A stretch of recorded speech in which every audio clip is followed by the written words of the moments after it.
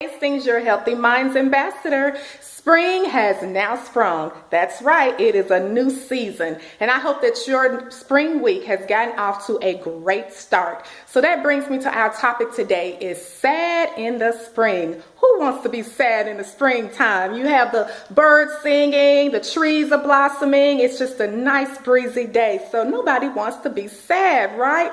After all, springtime represents new beginnings, new life, you know. God told us in Isaiah 43:19 that behold, I am doing a new thing. It shall spring forth. So I hope that you are ready to go forward in your life and your goals. Don't focus on what happened yesterday, what happened in your past, or even in the winter. If you had a long, hard winter, that's all right. It's a new beginning, okay? So let's just focus on the now and moving forward. So again, that brings us back to SAD in the spring. And SAD, that acronym means for Seasonal Affective Disorder. And that's just when our mood kind of changes. We go in our low stages depending on the seasons as they change. You may have dealt with that. You may have a friend or family member. But I just want you to be aware because sometimes we tend to talk about it more in the winter months. But many don't realize that it actually increases. Depression increases. Suicide increases during the springtime as well. So let's just talk about a couple of factors that can benefit towards that. The first one I want to deal with is your environment. We have the different climate, the clinical, biological. Those are factors that can alter your mood changes. So for instance, we know that the pollen is in the air, you know, that can offset our allergies and all of that. Now we know we can't control the weather, right? But the thing is, it's something for you to be aware of, that you can be alert so that you can be in preventative mode. So you won't have to be like, oh, I'm already feeling a little down and under the weather. This is taking a toll on me. What is going on? You'll know what's going on. So again, you can be preventative, okay? The second one that I want to talk about is clinical determinants. Now, statistics and reports have showed us that about 90% of suicides, of those that have committed suicides, have lost their lives to suicides, 90% of them had a mental disorder. So that means that there was a chemical imbalance there. And another thing you have to be cautious of is those that have typical addictions to alcohol addictions, okay?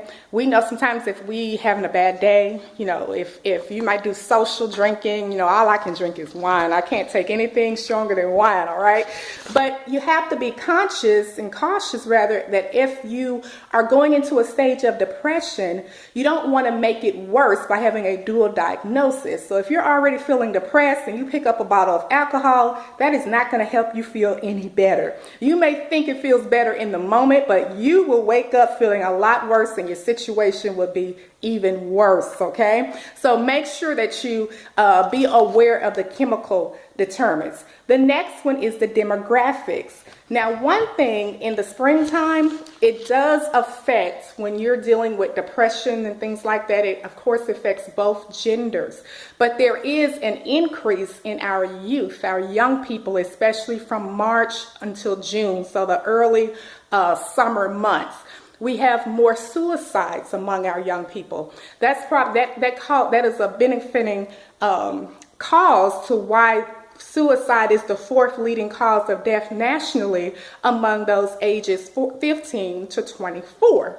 So we want to make sure that we're checking on our young people. If you have a teenager, somebody at your church, if you're coaching someone, you're a teacher, especially my educators, pay attention, be alert of the kids that are in the students that are in your classroom, to make sure they're not showing those signs of depression, okay?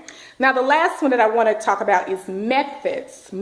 There are various methods that people use for self-help and even self-harm when they're dealing with depression. But the thing is, in the springtime, sometimes it may increase when we're talking about suicide and suicide attempts. But because of the method, now again, people use different methods, but it's those violent methods like jumping and firearms like that it shows an increase in suicides. So you want to be cautious about those things. You know, just be aware. If you have a family member somewhere and they're starting to really talk about, even if you're thinking about it in a joking way, that, oh, I just think I want to jump off the bridge. Is life even worth it? Or you know that they have access to, or they own a firearm or gun or something like that. Be very cautious and alert. Listen to the dialogue. And this is something, even if you are dealing with that, you may want to put those weapons away. Give them to someone you can trust during this time, especially if you start to feel more depressed, okay? So these are things not to bring you down for the spring, but to make sure that you are being alert so that you can be in preventative mode. Because guess what? This is a new season, all right? So we want to make sure that we can enjoy the springtime. It's going to be a great season, but we want you to stay here and be a part of this season, okay? So that's just where I want to end today. If you all ever have any questions or want to send me topic ideas, email me at healthymindscoach@gmail.com. Now, let's move forward. It's spring.